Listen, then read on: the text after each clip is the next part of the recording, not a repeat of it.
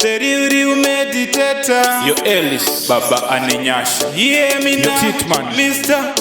Mr. Tuppence, the meditator. Ndinogara ndichiverenga mavesi. If you know, every day me I pray no reverse. you know. Asisei zvichinonoka, asisei zvichinonoka jaja.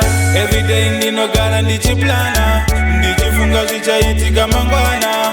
Ndimi munoziva nguva nemukana. So bless my way, Jehovah. Every day ndinogara ndichiplana, ndichifunga zvichaitika mangwana. Ndimi munoziva nguva nemukana. So bless my way, Jehovah. Ndakadzidza ndikarongedza madocuments, ndikati one day life icha make sense. Manje life yacho yakuda nelicense, otsika mafuta kananga musehanzi.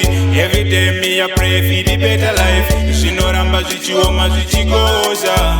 Daima ndizarurira Jesu, daima ndizarurira koni.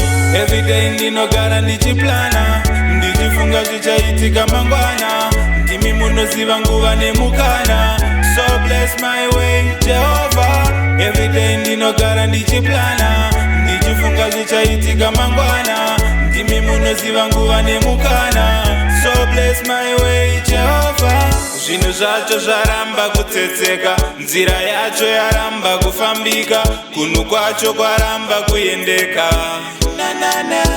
Jaja, daima nditarira Jesu, daima ndiropafadzawo, daima nditungamirawo, daima nditarirawo. Every day ndinogara ndichiplana, ndichifunga zvichaitika mangwana. Ndimi munoziva nguva nemukana. So bless my way, Jehovah. Every day ndinogara ndichiplana, ndichifunga zvichaitika mangwana. Ndimi munoziva nguva nemukana. So bless my way, Jehovah. Ndakadzidza ndikarongedza madocuments, ndikati one day life icha make sense. Manje life yacho yakuda nelicense, otsika mafuta kananga musehanzi. Every day me I pray for the better life. Zvinoramba zvichioma zvichikosha.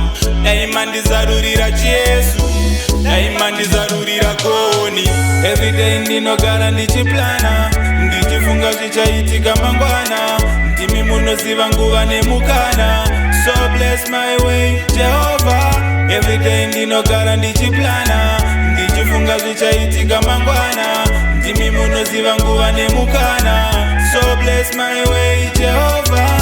Zvinhu zvacho zvaramba kutsetseka, nzira yacho yaramba kufambika, kunhu kwacho kwaramba kuendeka.